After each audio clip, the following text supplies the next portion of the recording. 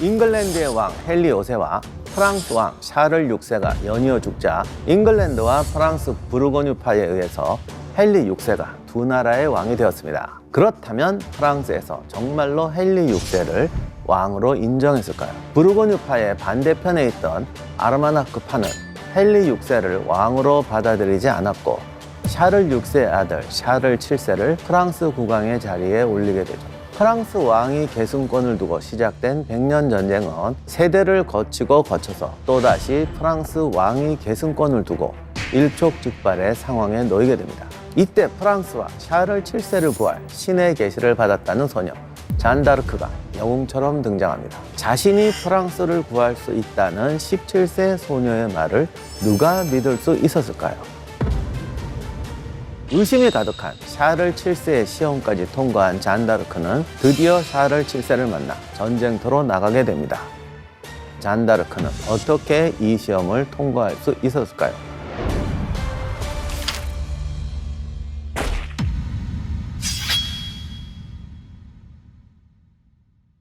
안녕하세요. 세상의 모든 전쟁사를 읽어드리는 역사학자 임용환입니다. 잔다르크의 말을 믿을 수 없었던 샤를 7세는 그녀를 시험해 보기로 합니다. 아주 커다란 홀에 사람들을 많이 불러 모아놓고 그중 한 명에게 왕세자처럼 옷을 입힌 것이죠.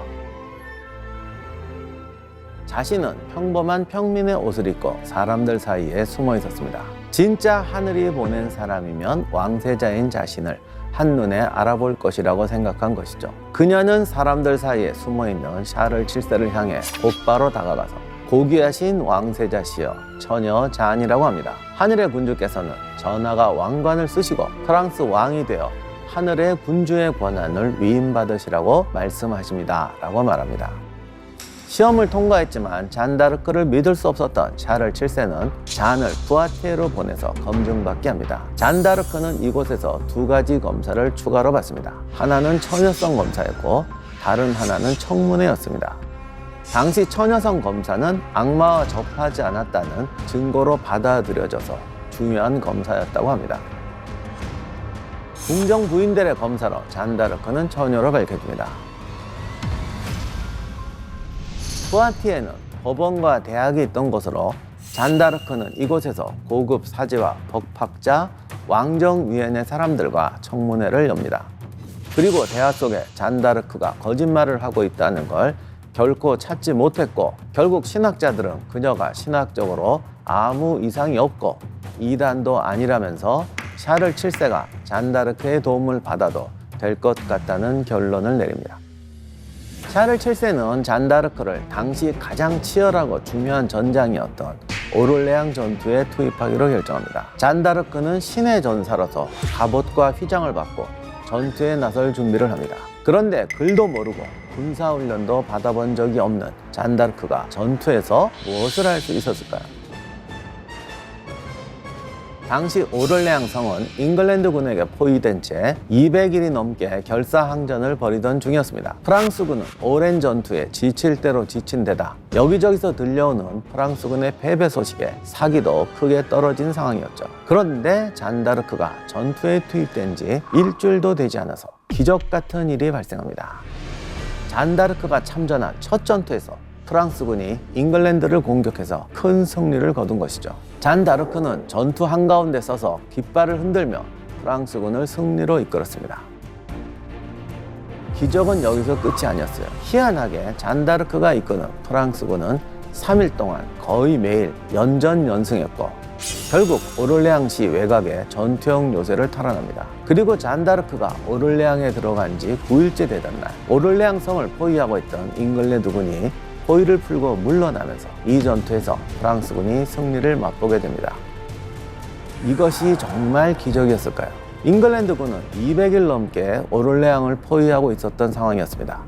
보급이 어려웠을 것으로 추측되고 현대군처럼 장비가 뛰어나고 시설이 되는 군대도 3개월 이상 전장에서 버틸 수가 없다고 보통 합니다. 그러니까 잉글랜드군도 이미 탈진한 상황이었을 거예요. 여기에 이제 프랑스군이 공격을 해야 되는데 당시 사람들은 그런 타부 같은 게 되게 많아서 잔다르크가 성녀라고 하니까 차마 그쪽을 공격을 못했을 거예요, 영국군도. 사실 잔다르크가 부상 한 번도 입지 않고 이런 게 있는데 아마 그러니까 화살도 안 날라오고 그러니 프랑스군은 더 용감하게 돌진하고 이런 상황이 벌어졌을 가능성도 없지 않습니다. 오를레앙 전투에서 프랑스군이 극적인 승리를 거두자 잔다르크가 신의 계시를 받았다고 믿는 프랑스인들이 늘어났고 프랑스군 내에서 오를레앙의 성녀라고 불리게 됩니다. 놀라울 정도로 많은 무리가 달려와서 그녀를 만지거나 심지어 그녀가 타고 있는 말을 만지려고 했다라는 기록도 있습니다. 잔다르크의 승리 비결은 무엇일까? 현대 역사가들은 그녀가 분의 사기를 크게 높였기 때문이라고 추측합니다. 신의 존재를 절대적으로 믿는 중세의 세계관에서 신이 성녀를 보내 프랑스를 지킨다는 이야기가 굉장히 강력한 힘을 발휘했다고 추측하는 거죠. 실제로 잔다르크가 프랑스군의 사령관을 맡은 것도 아니고 실제적인 지휘권을 가지고 있지도 않았습니다. 또 칼이나 무기를 써서 직접 싸우지도 않았고 잔다르크가 전투에서 꼭 들고 나갔던 건 바로 깃발이었습니다. 깃발을 흔들며 전투의 선봉에 서서 병사들의 사기를 북돋았을 것이고 승리의 여신으로 활약했던 것이죠. 잔다르크의 다음 행보는 오를레앙에서 300km 떨어진 도시 랭스에서 펼쳐집니다. 랭스에는 유서 깊은 대성당이 있는데 그곳에서 대관식을 해야만 백성들에게 프랑스 왕의 정통성과 신의 선택을 받은 왕이라는 걸 인정받을 수 있었습니다. 그래서 잔다르크는 왕세자 샤를 7세의 대관식을 치르기 위해서 랭스로 향했던 것이죠. 그런데 오를레앙에서 랭스까지 가려면 잉글랜드의 영토를 거쳐가야만 했습니다. 1429년 6월 잔다르크는 샤를 7세와 함께 군대를 꾸려서 랭스로 향했는데 잉글랜드에 넘어갔던 여러 도시가 싸우지도 않고 샤를 7세 편으로 돌았습니다. 오를레앙에서 출발한 지 20여일 만에 잔다르크는 마침내 랭스에 도착했고 피 한 방울 흘리지 않고 환영받으며 랭스에 입성합니다. 샤를 7세의 대관식까지 무사히 랭스 대성당에서 치렀고 정식적인 왕이 되었습니다. 샤를 7세가 대관식을 마치자 프랑스 곳곳에서 샤를 7세에게 충성을 맹세했고 잔다르크 역시 성녀로 추앙받습니다. 잔다르크 조각상을 만들고 노래도 만들어 부를 정도였습니다. 심지어 그녀에게 직접 예물을 바치거나 죽은 아이를 살려달라고 찾아오는 사람도 있었습니다. 이로써 프랑스 한나라에 두 명의 왕이 존재하게 됩니다. 샤를 7세와 헨리 6세 두 왕을 두고 프랑스가 둘로 나뉘게 되자 잔다르크가 다시 한번 샤를 7세를 위해 나섭니다. 프랑스의 상징이자 수도인 파리를 잉글랜드로부터 되찾기로 한 것이죠. 신은 이번에도 잔다르크에게 승리를 안겨줬을까? 그렇지 않았습니다. 잔다르크가 프랑스군을 이끌고 파리로 돌진했는데 오히려 부상을 당한 채 물러나야만 했습니다. 잔다르크의 첫 패배였습니다. 그런데 이후에도 잔다르크가 계속해서 패배하게 됩니다. 이제 신이 잔다르크를 떠난 것일까? 이유는 다른 곳에 있었습니다. 샤를 7세가 대관식 이후에는 전투를 이어갈 생각이 전혀 없었기 때문에 잔다르크에게 소규모 병력만을 지원했던 것이죠. 그럼에도 불구하고 프랑스인은 잔다르크를 성녀라고 믿었고 샤를 7세는 잔다르크에게 공적을 취하는 의미로 귀족 자기를 내려줍니다. 프랑스인들에게 영원히 성녀로 남을 것만 같았던 잔다르크의 운명이 바뀌는 사건이 발생합니다. 콩피에뉴가 적들에게 함락될 위기에 처했다는 소식에 잔다르크는 소규모 군대를 이끌고 콩피에뉴로 출정합니다. 잔다르크는 성 밖에서 싸우던 중 적에게 쫓겨서 다시 콩피에뉴 성으로 돌아가야 했는데 콩피에뉴 지휘관이 잔다르크가 성에 들어오지 못하도록 성문을 걸어 잠궈버립니다. 결국 잔다르크는 샤를 7세의 반대편이었던 프랑스의 부르고뉴파에게 잡힙니다. 샤를 7세는 잔다르크가 부르고뉴파에게 잡혔다는 소식을 듣고 어떻게 했을까요? 아무 행동도 취하지 않았고 잔다르크가 포로로 잡혀있는 것을 방관합니다. 샤를 7세는 대체 왜 잔다르크를 내버려 둔 것일까? 샤를 7세와 잔다르크는 부르고뉴파를 두고 상반된 입장을 보입니다. 샤를 7세는 부르고뉴파와 동맹 협상을 진행 중이었고 잔다르크는 잉글랜드와 손잡은 부르고뉴파 역시 적이기 때문에 타협할 생각이 없었던 것이죠. 결국 샤를 7세에게 잔다르크는 자신의 앞길을 막는 성가신 존재가 되어버린 겁니다. 샤를 7세는 사실 굉장히 영악한 왕이었어요. 잔다르크가 왕인 자신보다 백성들에게 위대한 존재로 여겨지니까 정치적으로도 위험하다고 생각했을 것입니다. 잔다르크는 몇 달 동안 포로로 지내면서 자신을 누구도 구해주지 않자 본인도 깨달았던 것 같습니다. 높은 창문에서 뛰어내려서 탈출을 감행합니다.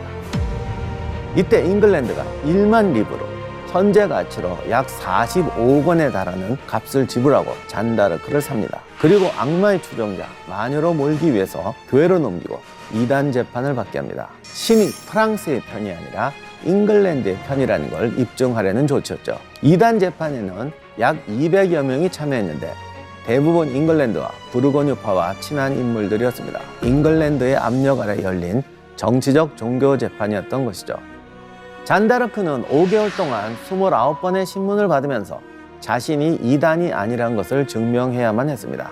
하지만 재판은 결과가 뻔하죠. 재판관들은 잔다르크에게 마녀이자 예언가인 죄, 이단인 죄, 마법으로 적을 살해하려 한 죄, 악령의 도움을 받은 죄 등 70여 개의 죄목을 붙입니다.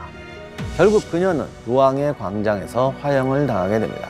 잔다르크의 최후가 다른 화형보다 더욱 끔찍했던 것은 그녀가 그동안 프랑스 백성들에게 성녀로 추앙받았기 때문에 시신이라도 남게 되면 숭배의 대상이 될까봐 3번이나 불에 태웠기 때문입니다.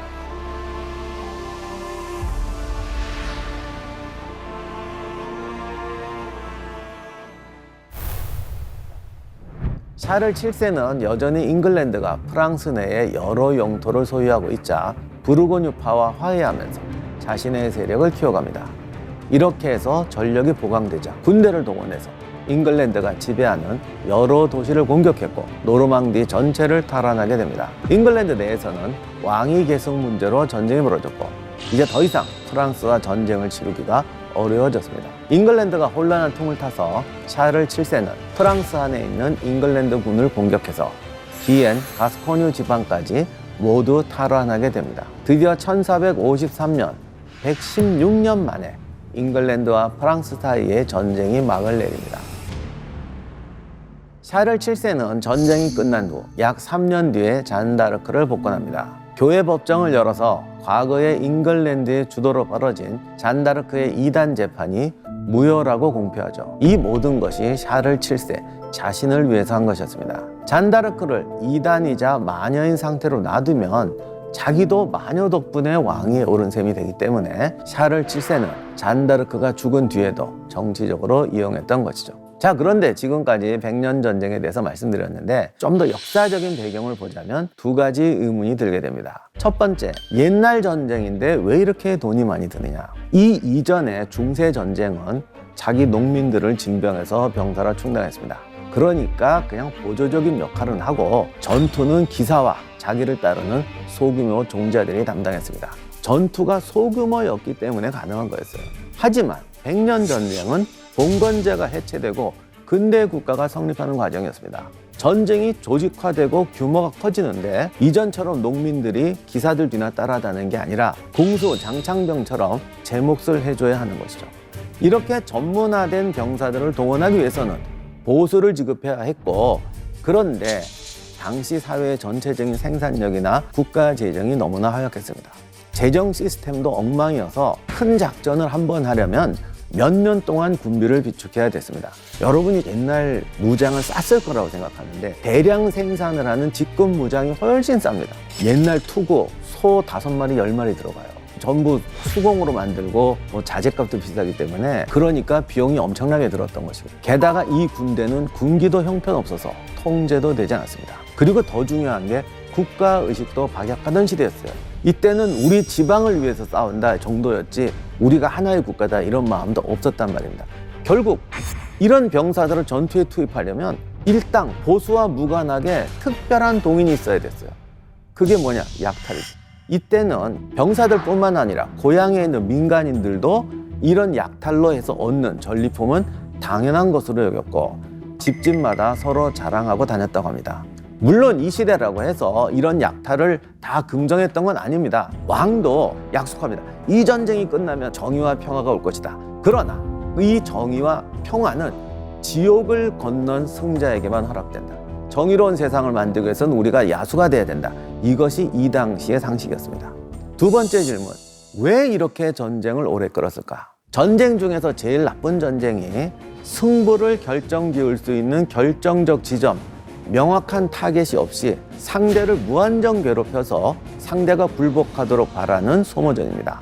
백년 전쟁이 딱 그런 사례였어요. 그런데 이렇게 결정적 순간이 안 일어나는 조건 중에 하나가 지방의 분열이었어요. 그런데 이것은 단순히 분열이 아니라 중요한 시대적 변화의 결과였습니다.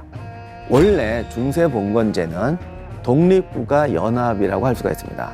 영주 아래에도 많은 독립 세력들이 있습니다. 이런 식의 분열된 독립국가 연합이 공존할 수 있었던 것은 사실은 상업이라든가 교류라든가 무역이 발달하지 않았기 때문입니다. 그런데 12세기부터 상품화폐 경제가 발달하기 시작합니다. 상업과 무역으로 돈을 벌 수 있는 기회가 생겨요. 그러자 봉건제가 불편해지죠.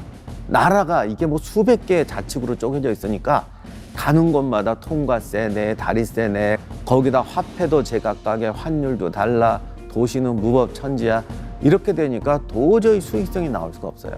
그러자 상인들뿐만 아니라 수공업자나 농민들까지도, 왜냐하면 농민들도 생산물을 파는 게 돈이 되거든요. 야, 이건 도저히 못 살겠다. 이제는 통일되고 좀 더 광역의 국가를 만들어야 된다는 생각이 지배하게 되는 것이죠. 또한 상인이나 수공업자가 돈을 벌게 되니까 그에 맞는 사회적 지위, 정치 권력을 요구하게 되는데 귀족들이나 영주들하고 대립하게 되니까 이 사람들은 왕하고 결탁해서 자기의 사회적, 정치적 신분을 상승시키려고 합니다. 국왕이 이런 기회를 놓칠 리가 없죠. 말이 얼마나 좋습니까? 백성들을 더 편하고 잘 살게 해주기 위해서 지방 분권을 누르고 왕과 국가 권력을 확대해야 된다. 이렇게 되니까 왕과 상공업자가 한편이 돼서 중세 체제를 그리워하는 전통 귀족과 대립한다 라는 구조가 생기게 된다고 하는데, 결국 국가의 통일적인 제도, 법, 운영 능력도 일천했던 시기에 싸우면서 만들어가야 하다 보니 이 과정이 길고 우왕좌왕하고 잔혹해질 수밖에 없었던 것입니다. 잉글랜드와 프랑스가 116년 동안 벌인 백년 전쟁은 두 국가를 어떻게 변화시켰을까? 이 전쟁을 통해서 프랑스의 농토가 황폐되었고 봉건 기사 세력이 무너지면서 중세 봉건 시대가 문을 닫게 됩니다. 또한 왕권이 강화되면서 중앙 집권화로 인한 절대 왕정이 서는 바탕이 되었는데, 그렇게 돼서 동양과는 다른 서양의 절대주의로 나아가는 역사가 만들어지게 됩니다. 어쩌면 여기서 시작된 변화가 근대에서 동양과 서양의 차이를 만들어내는 시작이었다고 할 수가 있습니다.